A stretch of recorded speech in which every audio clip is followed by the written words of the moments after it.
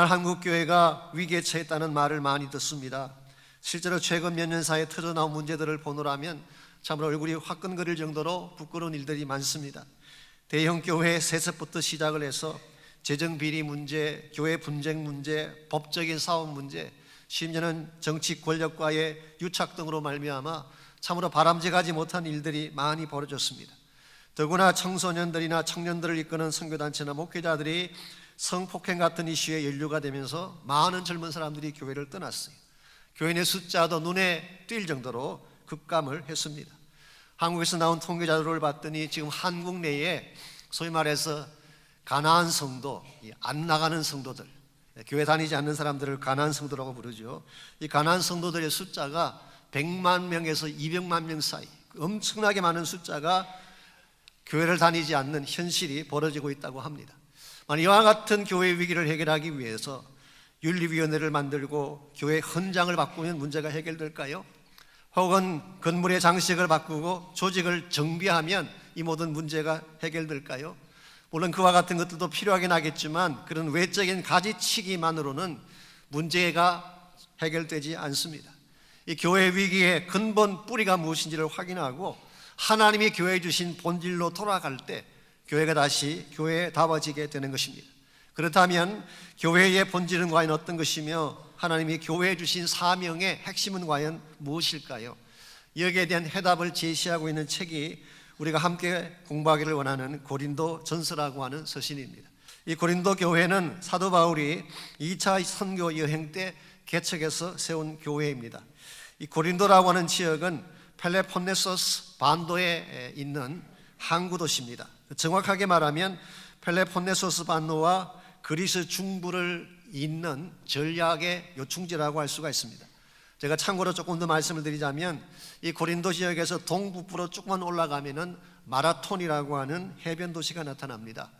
여기서 기원전 490년에 큰 전쟁이 벌어졌어요. 이것을 우리는 제2차 페르시아 전쟁이라고 부릅니다. 지난번 다니엘서를 다룰 때 잠깐 소개해드렸던 다리오 왕이, 페르시아 왕 다리오가 10만 대군을 이끌고 그리스를 침공해 왔습니다. 그 당시 그리스에는 1만 명 정도의 군사밖에 없었다고 합니다. 그럼에도 불구하고 전심을 다해 싸운 끝에 그리스가 승리를 하게 되죠. 이 소식을 전하기 위해서 한 병사가 마라톤에서부터 아테네까지 쉬지 않고 달려갔습니다.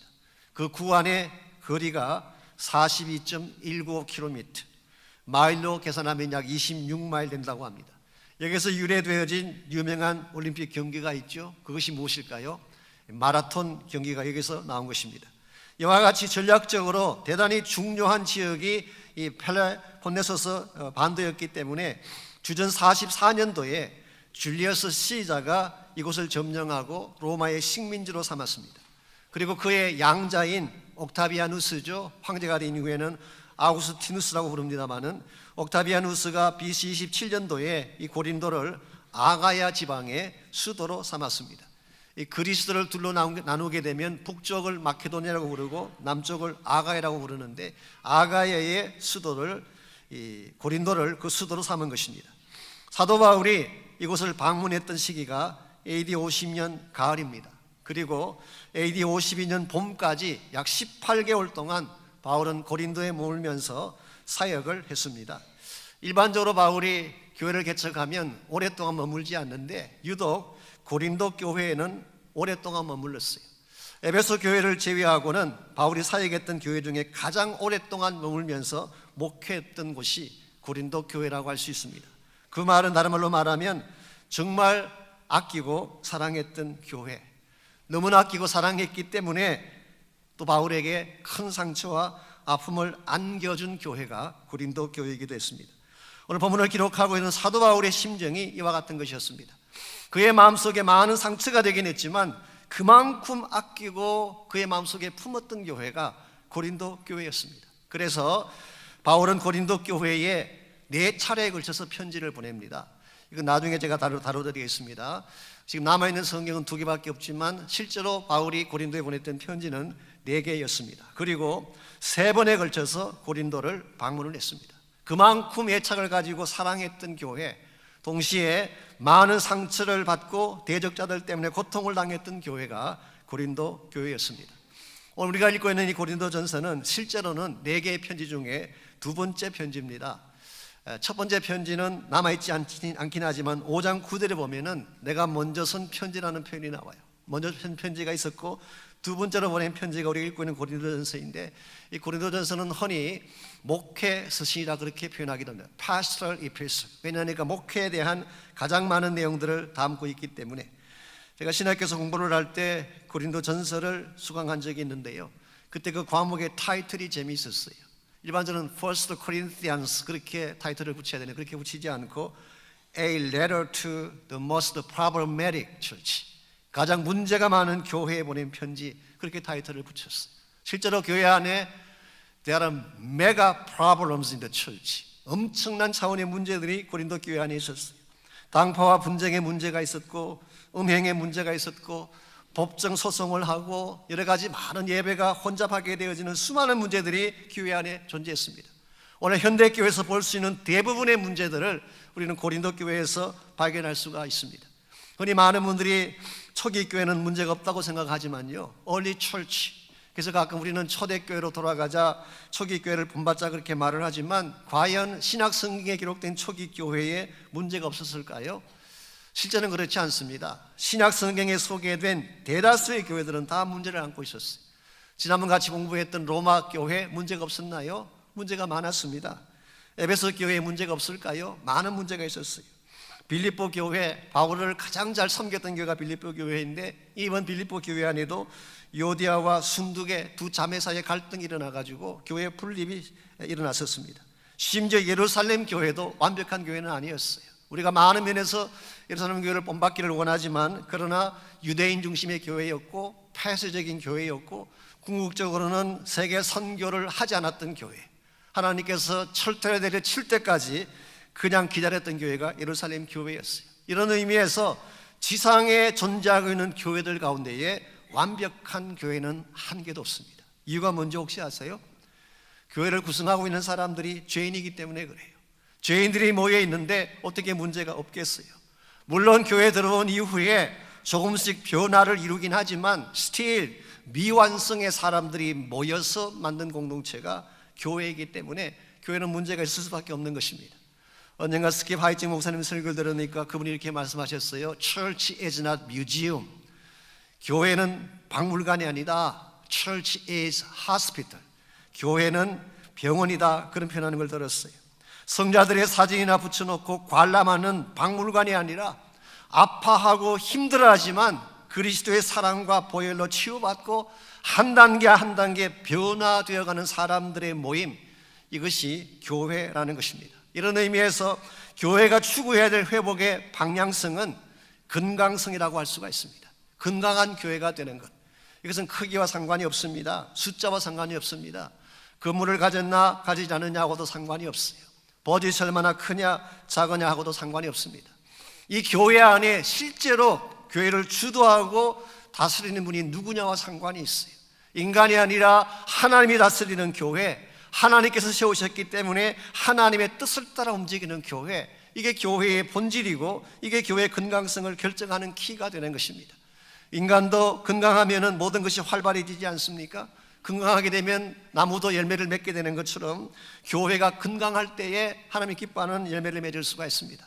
비록 완벽하진 않지만 건강하게 되면 성장하게 되고 변화되게 되고 결과적으로 하나님이 원하시는 열매가 주어지게 되는 것입니다. 이런 의미에서 오늘 저희 교회가 건강한가 한번 질문할 필요가 있습니다. 혹은 우리 한 사람 한 사람이 건강한 그리스도인인가 질문할 필요가 있어요. 우리가 어떻게 하면 건강한 교회가 될 수 있을까요? 교회가 건강해지려면 어떤 요건들이 필요한지 우리 방금 읽었던 본문을 가지고 한 3가지 차원에서 정리해 보려고 합니다. 첫 번째로 교회가 건강해지려면 건강한 성도가 필요합니다. 교회를 구성하는 성도님들이 건강해야지 교회가 건강해지는 것입니다. 1절과 2절 말씀 보시면은 교회가 무엇인지를 잘 보여주는 대표적인 말씀을 읽어볼 수가 있습니다. 먼저 1절 말씀, 하나님의 뜻을 따라 그리스도 예수의 사도로 부르심을 받은 바울과 형제 소스데네는, 여기에 발신자를 밝히고 있습니다. 바울과 소스데네. 2절 말씀, 고린도에 있는 하나님의 교회, 즉 수신자를 밝히고 있습니다. 고린도에 있는 교회에 보낸 편지이죠. 그런데 이 교회의 definition, 과연 교회가 무엇인가를 2절은 다음과 같이 설명합니다. 곧 그리스도 예수 안에서 거룩하여지고 성도라 부르심을 받은 뭐라고 했어요? 자들, people이 교회예요. 건물이 교회가 아닙니다. 에클레시아라고 하는 이 단어가 교회인데요, 이 신약 성경에서 에클레시아라는 단어가 건물을 지칭하는 데 쓰임받은 케이스는 한 번도 없어요. 항상 people이에요. assembly예요. 사람들의 모임을 교회라고 했습니다. 또 각처에서 우리 주 곧 그들과 우리의 주 되신 예수 그리스도의 이름을 부르는 모든 뭐라고 했어요? 자들에게. 그러므로 교회는 건물이 아니라 people이에요. 사람들이 교회인 것입니다. 사람은 사람인데 어떤 사람들의 모임이 교회이냐? 오늘 2절은 세 가지를 설명해 주고 있죠. 첫째가 그리스도 안에서 거룩해진 사람들, 즉 예수 믿고 구원받은 자들을 말합니다. 두 번째로 성도라 부르심을 입은 자들, 세상으로부터 구별되게 불려낸 사람들을 교회라고 합니다. 그리고 세 번째로 각처에서, 장소에 관계없이 각처에서 우리 주 되신 예수 그리스도의 이름을 부르는 사람들, 즉 기도하는 사람들, 예배하는 사람들을 말하는 것입니다. 이런 측면에서 교회는 뭐냐? 예수님 믿고 구원받은 자들이 하나님의 이름을 부르며 예배 드리고 기도하는 것, 이게 바로 이 사람들을 성경은 교회라고 부르는 것입니다. 오늘 여러분 한 분 한 분이 실제로는 교회예요. 예수님 믿고 구원받고 하나님을 예배하며 사는 여러분 한 분 한 분이 교회예요. 가끔은 그런 말을 하죠. 교회가 이럴 수 있냐, 교회가 왜 이러냐, 그렇게 비판할 때가 있는데요, 실제로 그 비판은 자신에게 하는 말이에요. 내가 교회인데 누구 보고 교회라고 말하는 것입니까? 하나님의 말씀에 의하면 교회는 성도 한 분 한 분이 교회예요. 이 성도들의 전체 모임을 Body of Christ, 그리스도의 몸이라고 불렀고 이것을 교회라고 말하는 것입니다. 그러므로 교회라고 하는 것은 꼭 완벽한 사람들의 모임을 지칭하는 것은 아닙니다. 예수님 믿고 하나님 부르심 받은 사람들, 이런 사람들을 교회라고 부르고 있는 것입니다. 이런 면에서 여러분들께서 어떠한 형태로 살아오셨든 상관하지 아니하고 예수님 믿고 그리스도 몸으로 들어오셨으면 여러분은 교회예요. 그 좋은 예가 1절에 나오는 소스데네라고 하는 사람입니다. 이 소스데네라는 사람은 신약 성경에 딱 두 번밖에 언급되어 있지 않습니다. 오늘 본문과 사도행전 18장에 딱 두 차례 걸쳐서 이름이 나옵니다. 사도행전 18장에 보시면은 바울이 고린도에 처음 들어갔을 때 그는 유대인의 회당에 들어가서 말씀을 전했습니다. 이 시네거그, 회당이라고 하는 제도는 구약 성경에 나오지 않습니다. 이것은 중간 시대, 즉 바벨론 포로 중에 생겨진 유대인들의 예배 처소이고 교육관이기도 합니다. 바벨론의 포로로 끌려갔더니 거기는 성전이 없지 않습니까? 또 예루살렘에 있는 성전은 이미 불타서 사라지고 없었습니다. 그랬을 때 에스라를 중심으로 말씀 공부하기를 원했던 사람들이 자기들의 모임을 갖는 장소를 정해서, 그게 시네고그, 이 회당이에요. 그래서 비록 그들은 포로지에 살았지만 회당을 만들고 거기 가서 안식일날 예배도 드리고 또 아이들을 교육하는 에듀케이션도 시키고 또 함께 모여 친교도 나누는 그런 기관을 만든 것입니다. 이와 같이 만들어진 회당은 그들의 포로 귀환 후에도 유대인이 가는 곳마다 세워졌어요. 그래서 알렉산드리아에도 세워지고 오늘 본문에 의하면은 고린도 지역에도 세워지게 되고 오늘날도 유대인들이 사는 커뮤니티에는 항상 회당이 만들어져 있죠. 이걸 통해서 그들의 아이덴티티를 지켜나가기를 원했던 것입니다. 그런데 바울 당시 때에 안식일날 회당에 가게 되면 꼭 성경 낭독하는 시간을 갖습니다.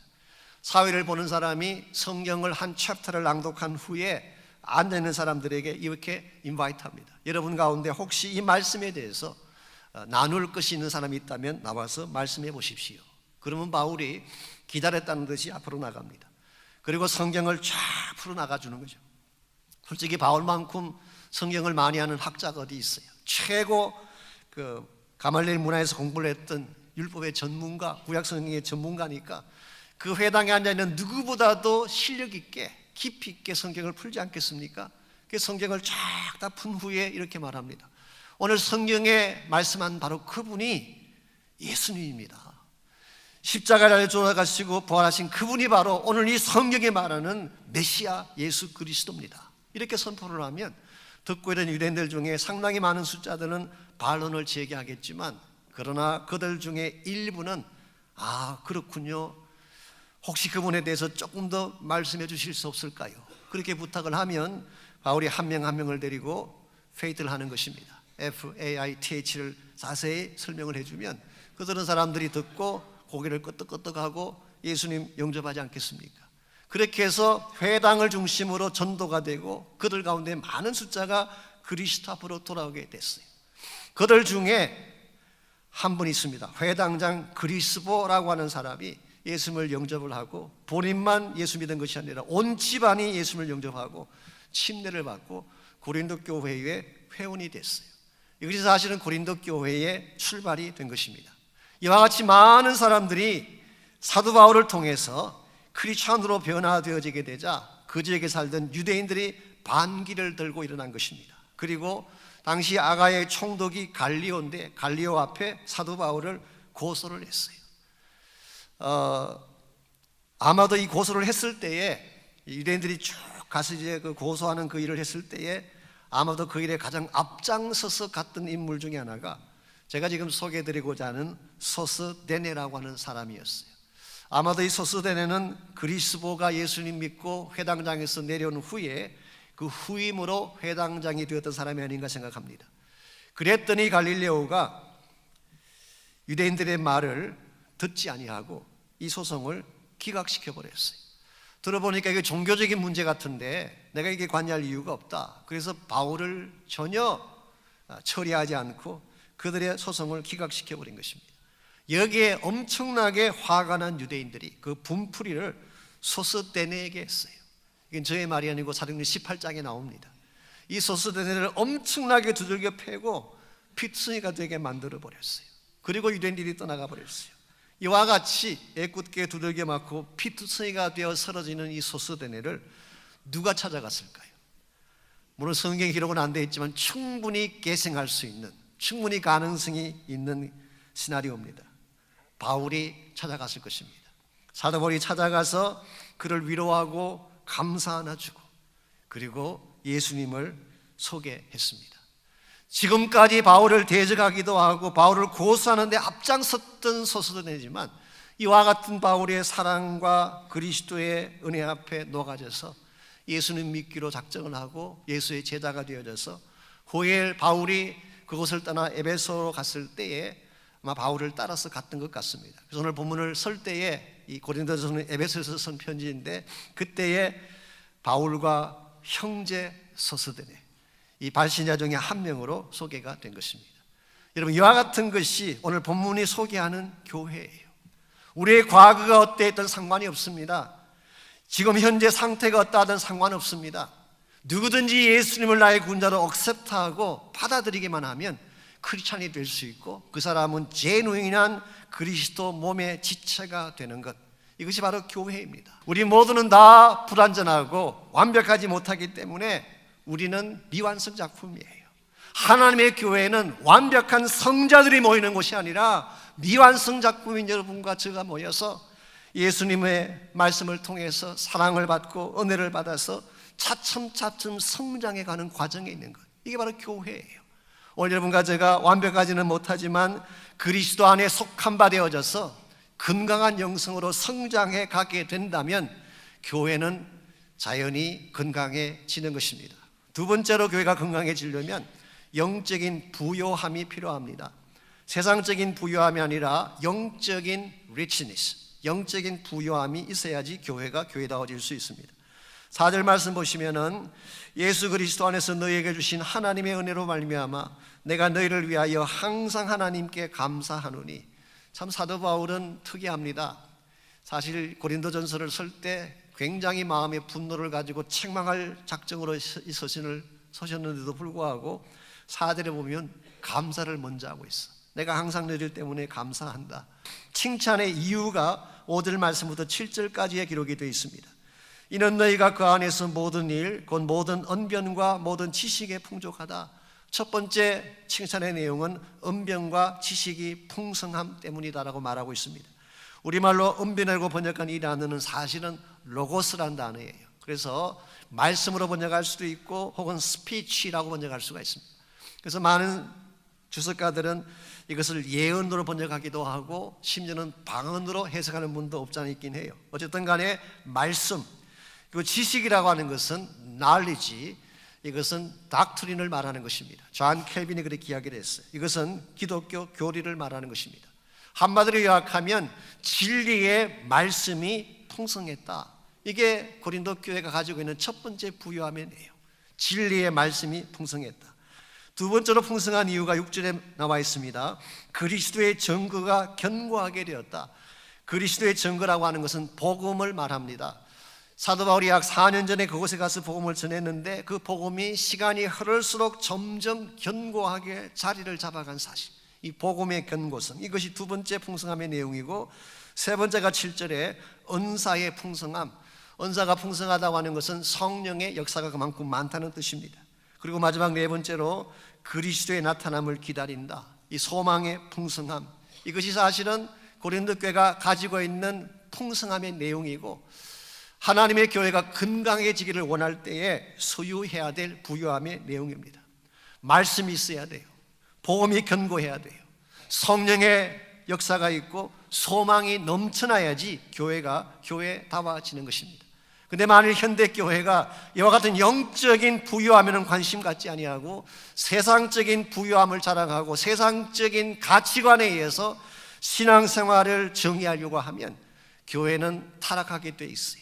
교회가 교회다워질 수가 없는 것입니다. 오늘 이 시대에 교회가 진실로 다시 교회다워지기를 원한다면 세상 것을 자랑할 것이 아니라 십자가를 자랑해야 됩니다. 나의 능력을 자랑하는 것이 아니라 성령을 자랑하고 복음을 자랑해야 될 줄 믿습니다. 세상 흉내내고 세상 따라다니는 교회가 되는 한 교회는 교회다워질 수가 없어요. 오히려 반대입니다. 세상은 가지지 못했지만 하나님 우리에게 주신 독특한 축복의 선물들, 그게 복음이잖아요. 그게 십자가잖아요. 그게 하나님의 성령이잖아요. 이것을 자랑하고 이것을 소유할 때에 진실로 교회가 그 모든 잃었던 명성을 회복하게 되고 교회가 교회다워지게 되는 것입니다. 마지막 세 번째로 바른 주재권이 있을 때에, 쉽게 말하면 교회를 주도하는 롤더십, 누가 교회를 주도하느냐, 교회의 주도권자가 누구냐, 이것을 바로 할 때에 교회가 건강한 교회가 되는 것입니다. 8절을 보시면은 사도 바울은 교회 주권자가 누구인지를 분명하게 밝히고 있습니다. 8절, 주께서 너희를 우리 주 예수 그리스도의 날에 책망할 것이 없는 자로 끝까지 견고하게 하시리라. 주께서 우리를 견고하게 하신다. 주께서 우리에게 평화를 주신다. 우리가 죄사함 받고 예수님 때문에 죄사함 받고 그리스도 안에 속했을 때 진정한 차원의 평화가 우리에게 주어진다. 그래서 참된 평화를 주시는 분도 예수 그리스도, 그리고 우리를 끝까지 지키셔서 승리하게 하는 분도 우리 주 예수님이시다. 한마디로 요약하면 주님이 다스리신다. 이게 사도 바울의 메시지예요. 오늘 하나님의 교회가 건강해지려면 누가 교회를 다스려야 될까요? 어떤 교회는 사람들이 다스리는 경우가 있습니다. 소위 말하는 민주주의적인 방법, 여론이 교회를 주도하는 경우가 있습니다만은 굉장히 위험할 수도 있는 어프로치 중에 하나예요. 왜냐하면 민주주의가 정말 성경적 원리라고 한다면은 이스라엘 백성이 애굽을 나온 이후에 사실은 모세와 아론과 몇 사람을 제외하고 다 대다수의 백성들이 애굽으로 돌아가자고 이야기했어요. 만일 여론조사 결과에 따라서 결정했더라면은 이스라엘 민족은 다시 애굽으로 돌아갔을 확률이 훨씬 많습니다. 성경이 말하는 참된 주재권은 하나님이에요. 데모크라시가 아니라 theocracy, 하나님이 다스리는 것이 성경이 말하고는 참된 이와 같은 주재권입니다. 모든 멤버가 다스리는 것이 아닙니다. Founding pastor, 처음 교회를 개척했던 목회자나 교회를 부흥시키고 성공시켰던 목회자가 교회의 주인이 아니에요. 예수 그리스도가 교회의 주인입니다. 이게 분명해져야지 교회가 교회다워지는 것입니다. 사람들이 헤게모니를 잡겠다고 나서는 한은 교회 분쟁은 멈추지 않습니다. 내가 잘났다, 너가 잘났다가 아니라 하나님이 옳다고 생각하고 하나님의 주재권을 인정하고 우리 개인의 삶이든 교회의 삶이든 하나님에게 모든 주권을 올려드릴 때에 우리 개인도 최상의 열매를 맺을 수가 있고 교회 사역에도 전성기가 찾아오는 것입니다. 18세기 영국의 부흥운동을 일으켰던 두 명의 거장이 있습니다. 영적 자이언트가 있었어요. 한 분이 존 웨슬리라고 하는 분, 또 한 분이 조지 휘필드라는 분이 있었어요. 두 사람 다 옥스퍼드 대학을 다녔습니다. 두 사람 다 홀리 클럽의 멤버였어요. 이 성경을 열심히 공부하고 가르치는 홀리 클럽이 있었죠. 그 멤버였어요. 두 사람 다 위대한 설교자요 부흥사였습니다. 그래서 가는 곳마다 엄청난 부흥의 바람을 일으킨 두 사람이었어요. 그런데 이 두 사람 사이에 문제가 하나 생겼습니다. 이 신학적 이슈가 하나 생겼어요. 왜냐하면 존 웨슬리는 소위 말하는 알미니안주의자였습니다. 우리 신학적으로. 그 반면에 조지 휘필드는 켈빈주의자였었어요.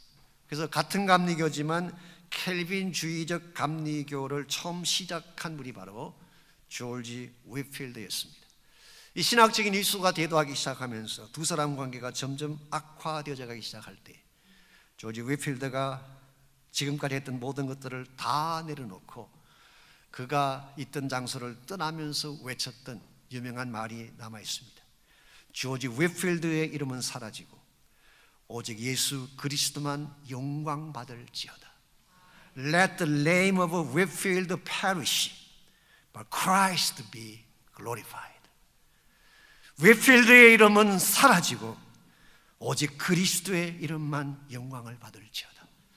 그가 지금까지 했던 모든 사역의 터전과 모든 걸 다 내려놓고 그때 그가 건너간 곳이 신대륙이었어요. 발견되지 얼마 되지 아니했던 신대륙, 그게 우리가 알고 있는 미국입니다.